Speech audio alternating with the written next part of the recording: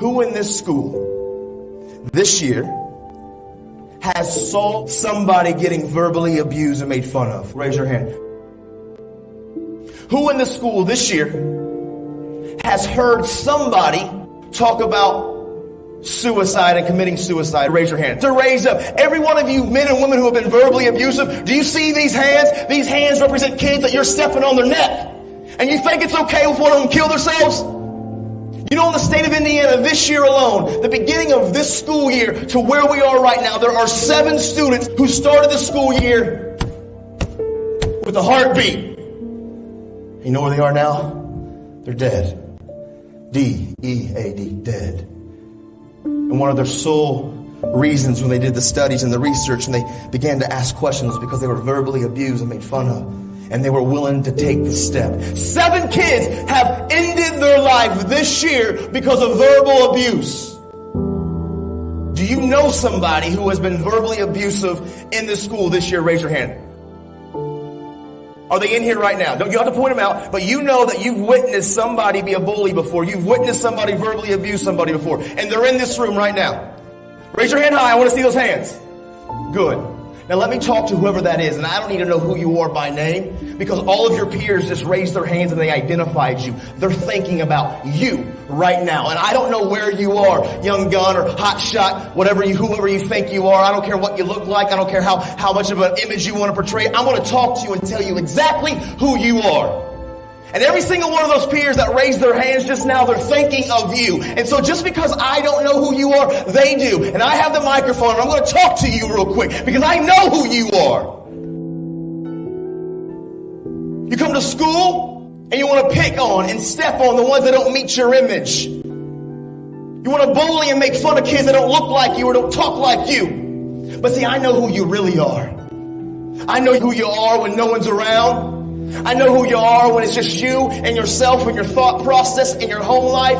I know who you are when you wake up and you roll out of bed and you stand in front of that mirror and you brush your gums. I know who you are. You're a young man or a young woman who does not like what they see in the mirror. You have no self-esteem. You have no self-value. You have no self-worth. You're broken inside. Maybe your home life's tore up. Maybe you don't know what it's like and you don't know how to express your anger or your issues and you don't like what you see. You're trying to chase these images down. You don't think you're beautiful. So you masquerade and you put on your fake face and you put on your fake attitude and you struggle with life so you wear a mask because you don't know how to express your pain and your anger, your frustration. So what you do is you come to school and you find a group of friends and those group of friends all are broken just like both of you, and you find kids that don't look like you, that don't talk like you, and you make fun of them because you need the laughs of those around you.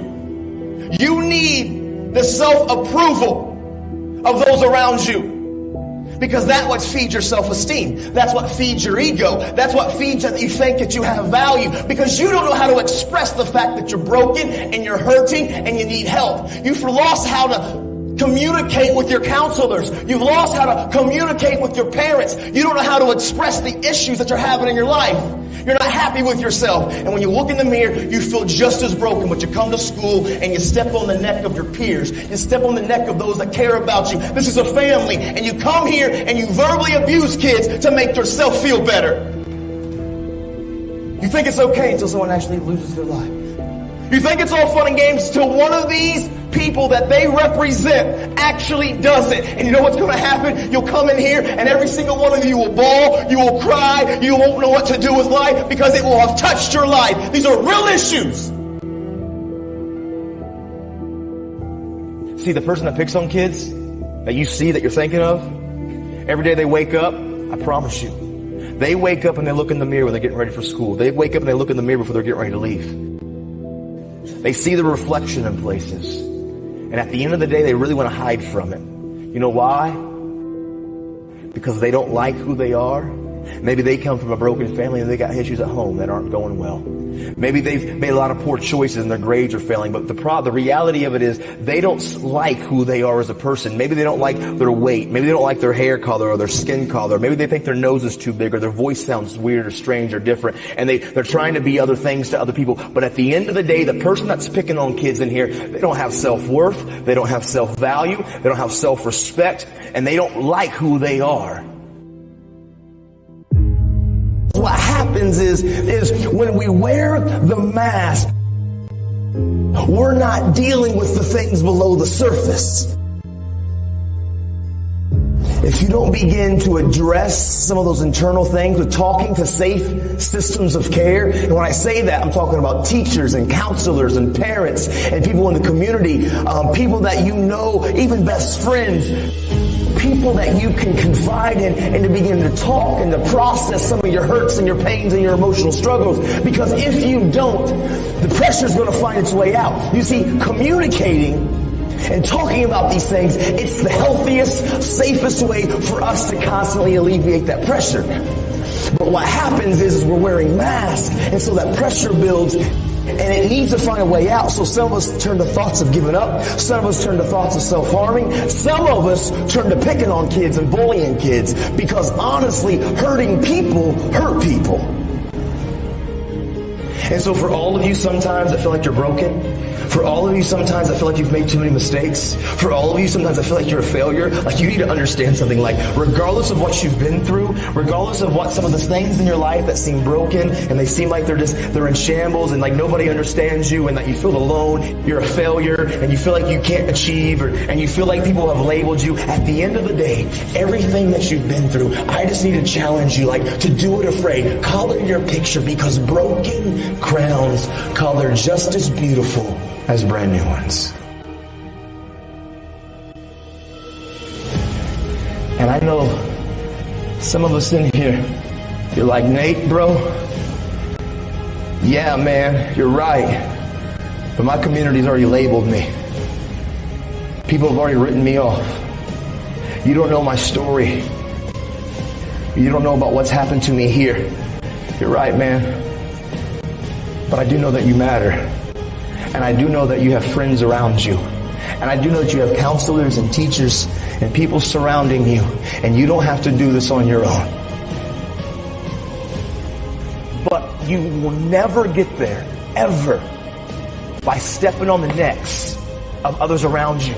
You will never get there by picking on kids and making fun of kids. Because here's what's going to happen. Until you begin to face your real issues, until you begin to recognize, you know what, I'm not okay, and take off the mask and take off the fake image and portraying to be this dude or this chick that you're really not, until you begin to face some of the things that you're struggling with and talking to counselors and teachers and parents, talking to somebody that cares about you and that believes in you, until you talk about it, you're never going to change, man. Listen to me, man. I get passionate about these things, not because, you know what, this is just my job. Like, I live this, man. Like, I don't want any of you in here to have to go through and make the mistakes and the journeys that I made. Take control of your life. There's too much world out there for you to just exist. We are born to experience life. You were born to be better, to achieve better, to become better, so you can experience more. But just like my daddy told me when I was a kid, no one's going to spoon feed this to you. You've got to take control of your life. And that's just facts. I know we always hear sticks and stones can break your bones, but words can never hurt you. That's not true. That's not true. That's not true. Words hurt. Do they not? Words hurt. It is a natural thing for every one of us to want to feel respected, want to feel loved, and want to feel valued and not invisible to somebody.